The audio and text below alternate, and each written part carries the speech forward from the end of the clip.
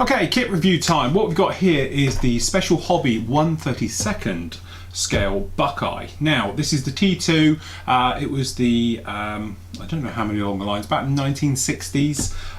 Jet trainer, obviously really famous for doing carrier work and everything else for the Navy and the Marines. I think the Greek Air Force had them, and is it somewhere like Venezuela, something else like that had them as well, in that sort of light attack role, carrying a couple of bombs and rockets, things like that.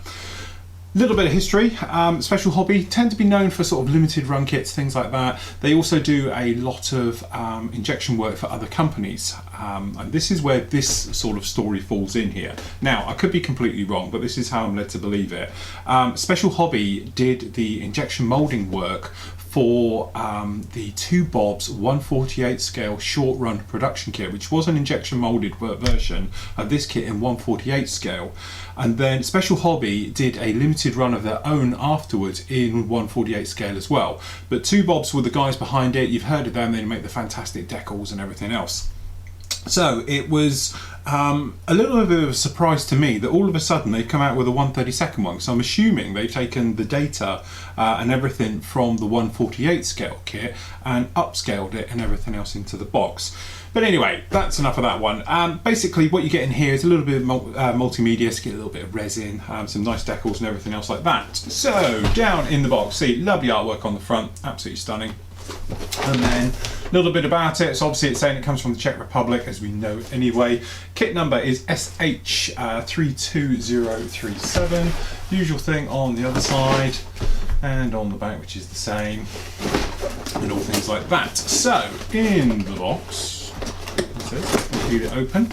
Now this is the first time I've looked in here, so as you can see, MPM Productions, some of the other bits and pieces. We've got the instructions, which I think we'll start with, and then we'll make our way through, just to make a little bit of room.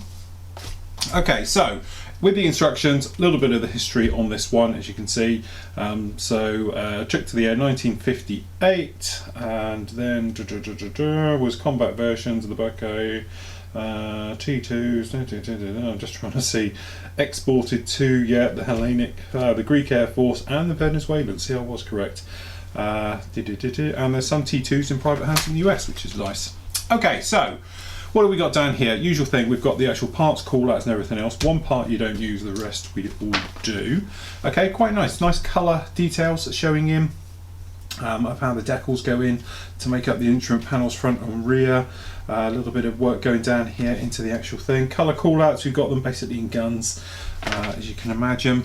And then just generally we're going to be working our way through. So looks to be nice cockpit detail. I thought some of it might be resin actually, some of it is I think, some isn't, but we'll look at those. Nice full length intakes with the engines and everything else, quite a nice touch. The seats we'll look at closely in a moment, and we've got these power units and things like that, which another thing we'll look at in a moment. Cockpit going in there. The wings, doesn't look like we get, yes we do we get flaps? Yes, we get flaps as well. We've got this one-piece bottom, which can be a bit of a pain to fit all of those. Harriers tend to have them, A6 intruders, things like that. They tend to be a right pain to get right, so it'll be interesting to see on this one.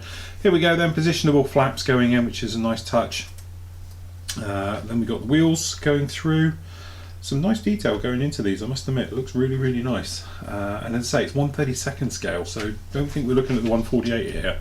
Okay, canopy going on, the ejector seats going in, then we've got stencil data, advertising, and then obviously the markings. Shark mouth one, brilliant. Okay, so as you know, my thing with shark mouths, red, white, and your black scheme. Nova, so you don't get any of the other ones, hence it says on the box the white and red scheme rather than the other versions of it, like the Hellenic one, the Greek one, or the Venezuelan Air Force and things like that. So down in the thing, one giant bag of screws, which I am not a fan of, as we know. I think you can get screws, but immediately you can get a size of this beast. Look at the size of that. That is an absolute monster.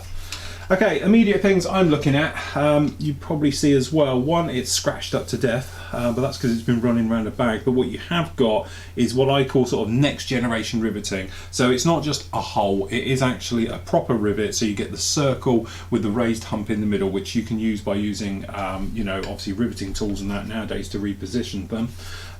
Closed speed brake, so we can't do anything with that. The surface feels horrible. The actual plastic feels horrible. But there again, it's not Tamiya, Trumpeter, things like that, or Hobby Boss. It's somewhere in between that. But it has got very, very nice, detailed, very detailed, highly detailed even, recessed panelling. Okay, the plastic's a little bit warpy. And some things on there, but you do get a size of how big this puppy is actually going to be. As you can see, it is going to be quite a chunk. When this thing's together, you are going to end up with something pretty big and chunky. So looking at the inside, ejector pin marks seem to be all out of the way.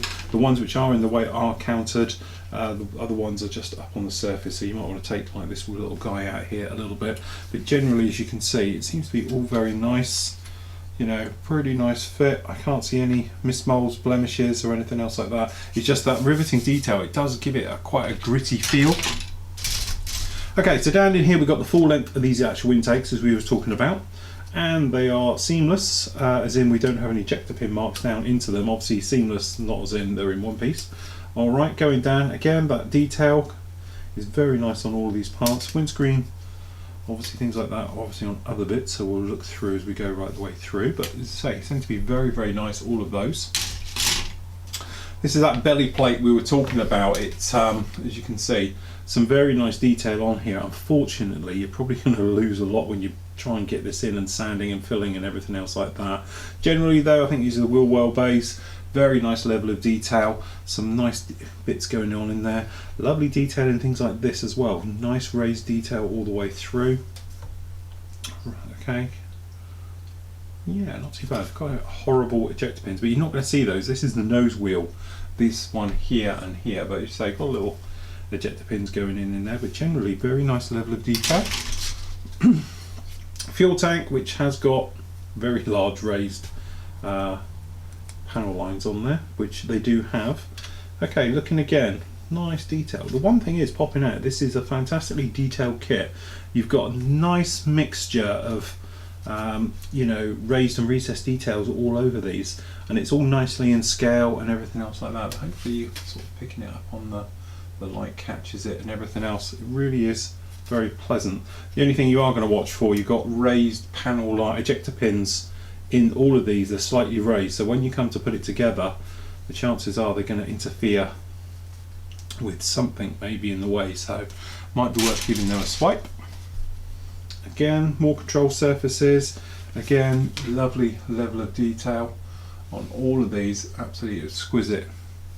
And the big thing is, considering the plastic itself feels quite, it's not the right word, but cheap, there's no flash on the parts as such. You know, the parts aren't perfect, but they're certainly in there. The only trouble is we've got down here, you probably see them, catch them in the light, big sink marks in there, which are always a pain when they're there, so they're going to have to be taken care of ideally. Okay, so we've got probably decals, we know, but we've got nice raised bezels and everything down here on this cockpit detail on the instrument panels and the back of them as well, so it's quite nice they're going to be showing through. Rudder pedals, we've got some nice texture going on with those. Okay, and generally all the parts, cockpit floor, okay, a little bit basic, but it'll be absolutely fine. And we've got the instrument panel detail all running down here. Again, looks pretty good. You know, I think it's all really adequate without, you know, being uber critical of it. Okay, main gear, leg, nose wheel gear, things like that. The wheels, so we've got the brake hubs and everything down there. They seem to be all be very nice. Happy with all of those. Okay, no sign of any problems, no weight on wheels or anything else like that. A little bit basic these, but you know, again, it's basic but it's adequate. You're not really going to see much going down there. So nice detail on the arrest hook. You might be able to see if I show this up on the close cam. You can see got some nice detail going on inside that and everything else. Tiny little bit of flash here, but as I say, being critical now. But nice touch. We got no ejector pin marks in these doors, so really nice with those. And last up for this bit anyway, we have the wings, which there's so much detail going on in these wings. You can see it when you catch it in the light, you know, that it feels like a sandpaper. It's so rough, but that's what it is. It's, you know, all that detail showing through, and it is absolutely exquisite when you catch it in the light like this. As you can see, it is absolutely gorgeous. And again, can't see any problems with this anywhere at all. Okay, we've got ejector pin marks down in these, which are a little bit nasty, but you know, if you are worried about it or not, you probably want to take these two out as well.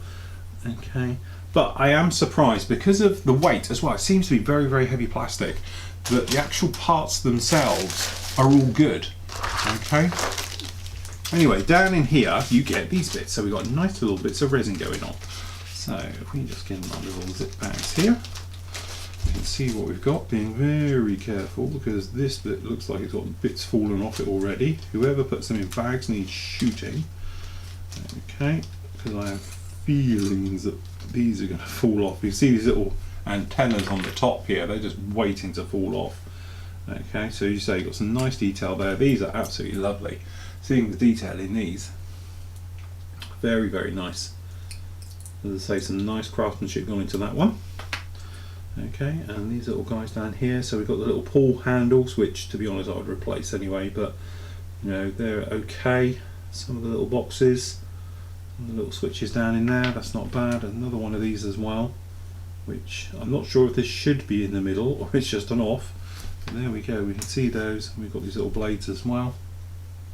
Fine work done there. Keep all the bits because it might be useful. Okay, and we've got the seats. I won't get the other one out because they're a matched pair. So we've got moulded in harnesses.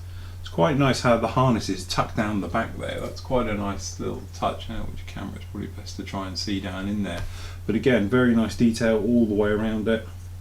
That's a little bit more detail than you'll get off of actually, you know, making one out of styrene and putting it in, or trying to make harnesses and things. Some nice details all around that one. I think that one that's off the block will be absolutely fantastic.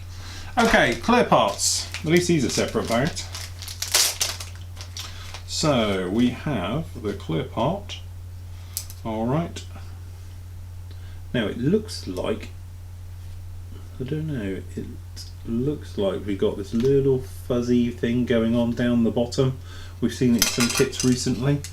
And as you say, when you move it across, it's pretty clear. I don't have a problem with that at all.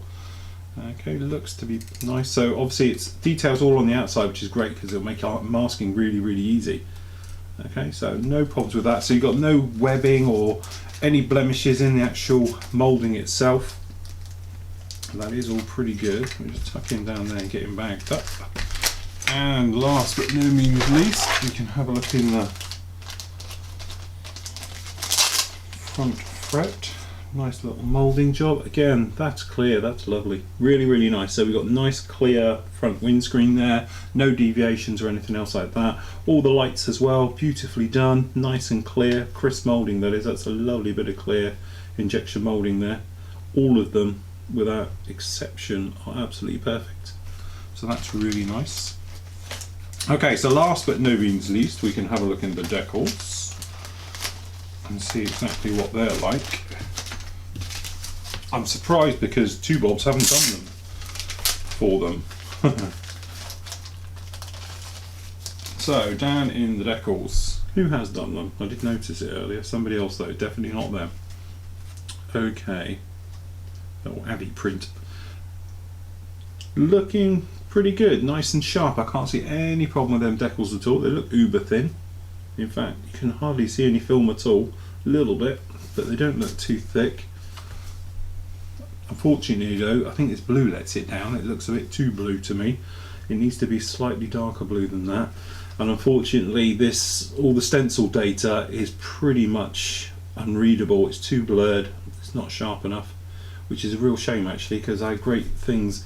And also these just look like, I don't know, there's just not enough sharpness in these. And it looks like they're slightly out of register, just a touch as well, perhaps on the ejection handles, I don't know, on the ejection warning labels. But yeah, it's a shame because it's all here, it's just, I don't know, up the resolution a little bit, because these are far too blurred. You can't see what any of these say apart from caution and rescue. The rest of them you don't, you know, even the no steps and don't walks and that, and drains, it's only because I know what they are, you're doing it. This one on this side seems to be a lot better. But as I said, I'm sure the aftermarket Decal boys will be along if you did want to do it, or you could probably get away with using these anyway. So there we go, that is the 1/32nd, not 48, this is the 32nd Hawkeye Buckeye, Hawkeye, what am I on about? This is the special hobby Buckeye. This is the T2 trainer in the red and white scheme. Lovely kit.